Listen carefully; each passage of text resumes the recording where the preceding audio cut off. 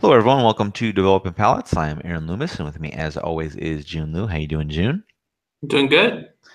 So today we are talking about the Casa Fernandez Condega Corojo Serie S Robusto.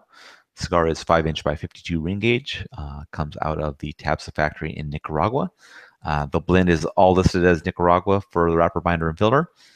Price point is $7.50, and the cigar was released in August of 2017. So, June, what was your pre-light experience like?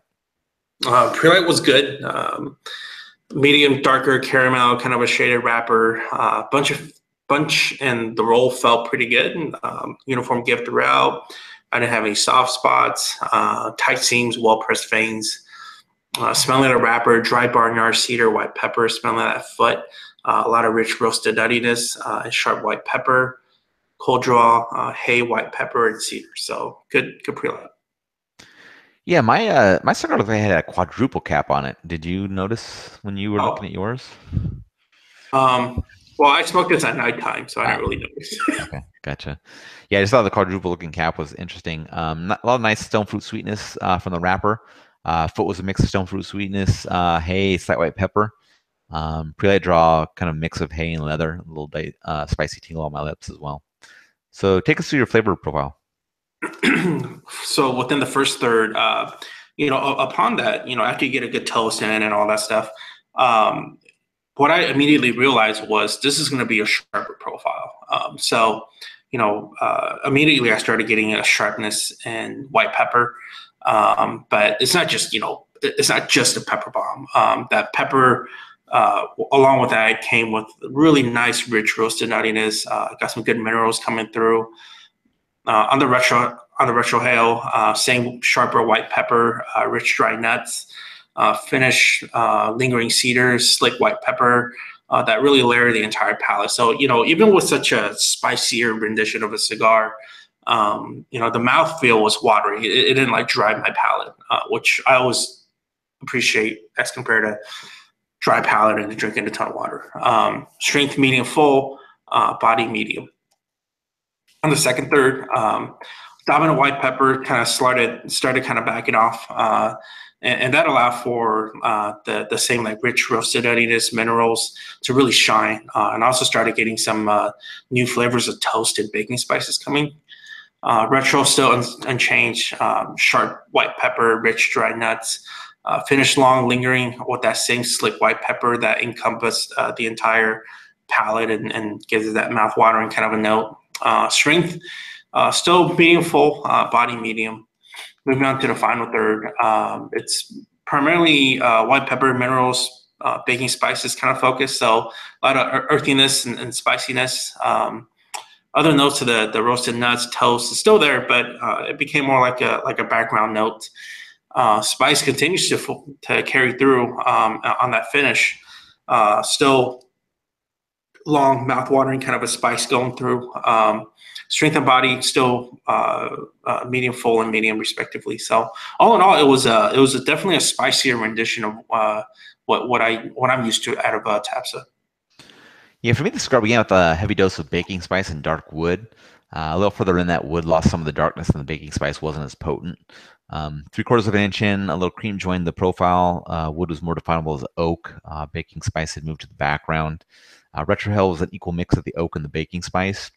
As the third came to a close, that cream increased, kind of really smoothing out the profile with the oak, and the baking spice was still a kind of a supporting note in the background. Strength was slightly above medium. Getting to the second third, cream was still in front of the oak. Baking spice was really faint. Retrohale was also a kind of a creamy oak note. Half inch in, cream drops back to be equal with the oak. Baking spice completely left the profile. 3/4 of an inch in, a little bit of bitterness joined the oak as the cream was now in the background. As the third came to a close, the cream increased to come back even with the oak. Still a little bit of the bitterness in the background. Strength remained at that slightly above medium mark. Getting to the final third, creamy oak and slight bitterness were continuing on. A little further in, the cream increased a little bit over the oak. Half an inch in, cigar began to heat up, which kind of brought a little mintiness to that creamy oak note. And then an inch in, that creamy oak was continuing on as the mintiness and bitterness were also a part of the profile. And that's kind of how things finished out. Strength remained at that slightly above medium mark. So take us through your construction on this cigar.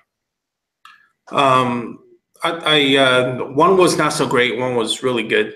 So burn, I thought it was average. It was honestly a bit of a letdown. I mean, numerous tough chups. Burn wavy the whole time. The burn line was wavy the whole time. Ash just really flaky. But for the most part, I didn't think that it affected flavors. But nonetheless, it was quite a bit of a nuisance.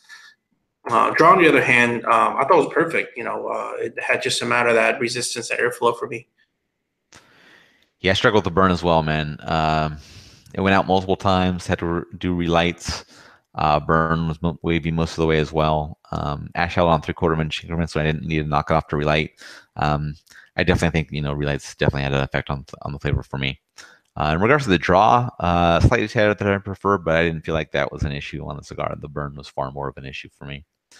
So overall, what were your thoughts on this one? Um, I liked it. I mean, it was definitely a sharper version of what typically comes out of Tapsa. But I thought it was still like most stuff that uses, that comes out of Tapsa in general, because I can't definitively say it's Aganorsa tobacco, right? Because it's not disclosed. Sure tastes like it. It's still rich in flavors, right? So, but that white pepper spike at times really throws off the balance of the cigar, and really on the same token, I felt like it threw off refinement of the cigar. But I'll say, if you like your typical offerings from Casa Fernandez, this is a no-brainer for you to pick up.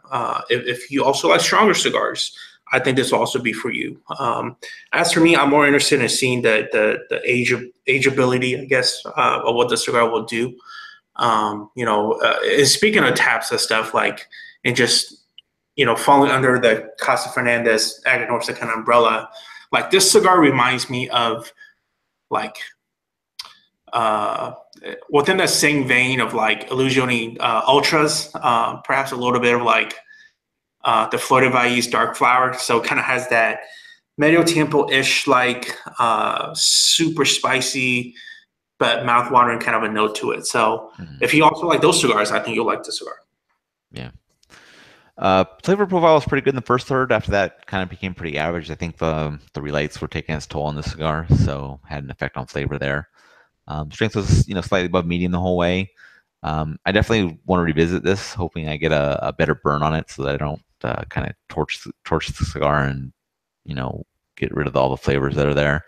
As it sits now, I mean, I say it's probably worth trying one, but I couldn't really say more than that at this point until I got one that had a better flavor profile after some better construction.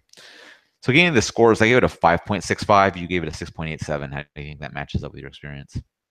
It matches well. I mean, overall, I like the sharper notes. Burn's not so great, but I mean, cigars like this is really hard to judge. But at this point, yeah, like upper sixes makes a lot of sense. Mm-hmm.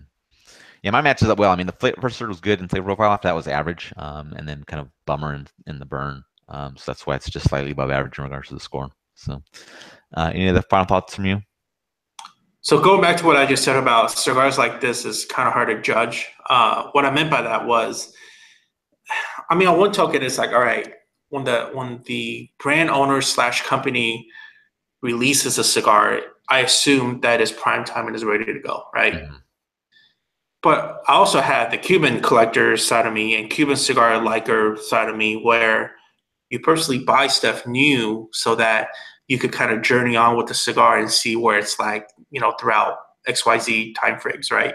Throughout the years or throughout the months. And then you smoke it when you feel like it's at your perfect state, right? Mm-hmm.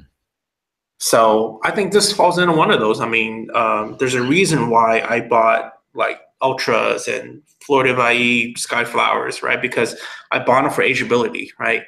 Mm-hmm. And this, I think, falls under that umbrella as well. So, yeah, I'll be interested in actually viewing this guy come maybe give it like a year or so. Yeah, that'd be interesting.